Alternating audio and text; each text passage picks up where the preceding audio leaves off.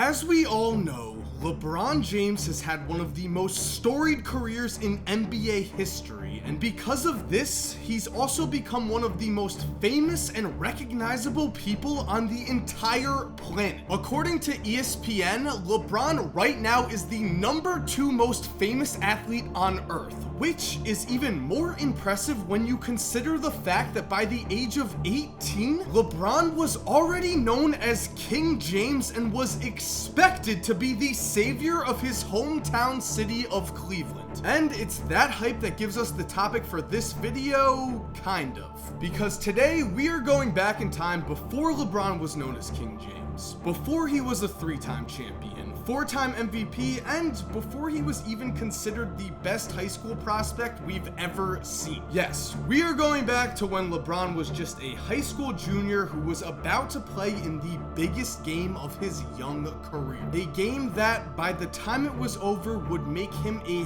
household name. Because after his sophomore year at St. Vincent St. Mary, the buzz around LeBron was starting to pick up. Already, he was on NBA scouts' radars after he showed off his skills at the ABCD camp that summer. Of course, this camp was filled with future NBA players such as Darren Williams, Raymond Felton, and JJ Redick, but only one guy made an impression on young LeBron, who would say, quote, "I kept telling all my friends how good this Carmelo Anthony guy was." So as you can see, LeBron had already marked Melo as a potential rival, and that summer, Carmelo would transfer to high school powerhouse Oak Hill for his senior year. That would set up the game that would forever change the life of LeBron James, because before LeBron's junior year, St. Vincent St. Mary would agree to play Oak Hill Academy that season. And at the time, this looked like a blowout waiting to happen. Oak Hill had a roster filled with D1 prospects, while St. Vincent St. Mary was a team that started one megastar in LeBron and then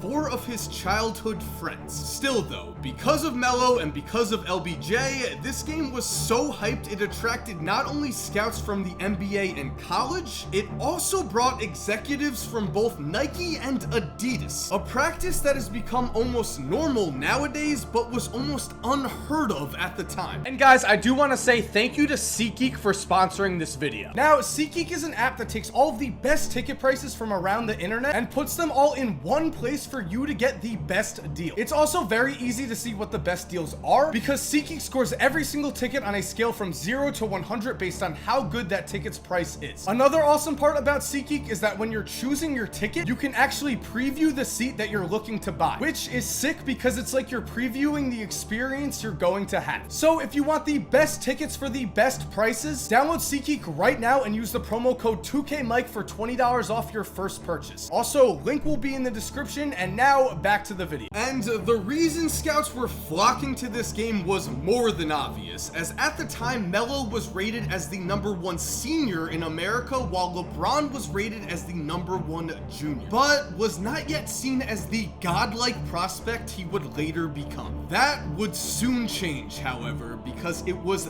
this game that would change everything. Now, throughout this game, LeBron would prove time and time again that his overall game was just on another level compared to Melo's, but he did have some struggles early. Because LeBron was seen as a one-man team, right from the start, Oak Hill was able to double and even triple team LeBron, which meant that in the first 8 minutes, he would only score 7 points on 2 of 8 shooting. Meanwhile, because Oak Hill had several other Division I prospects to take the pressure off of Carmelo, St. Vincent St. Mary could not double or triple team Melo, and so early on, Anthony was unstoppable, scoring the first 6 points for his team and leading Oak Hill to a quick lead. With that said, this was the game that made LeBron famous for a reason, which means that despite the constant double and triple teams, it was LeBron who would take over the second quarter. No longer forcing his shot on offense and instead taking what the defense gave him, LBJ sparked a 15-4 run that gave St. Vincent St. Mary a 26-25 lead as the first half wound down. Unfortunately though, at the end end of this quarter, LeBron went to the bench for just 90 seconds, and during this time, his impact on the game was clearly shown as Oak Hill went on a 7-0 run to end the half. Which brings us to quarter number 3, and here, a young LeBron would learn a lesson in patience. As in an attempt to mount a comeback, LeBron played over aggressively on the defensive end, and Melo would take advantage. By the time this quarter was over, Carmelo would score 12 points and did his best to demoralize LeBron with a monster dunk to give Oak Hill a 50-37 lead. But LeBron was not going to go down that easy. In what seemed like a matter of seconds, LeBron would make 2 free throws, converted on a ridiculous reverse layup, and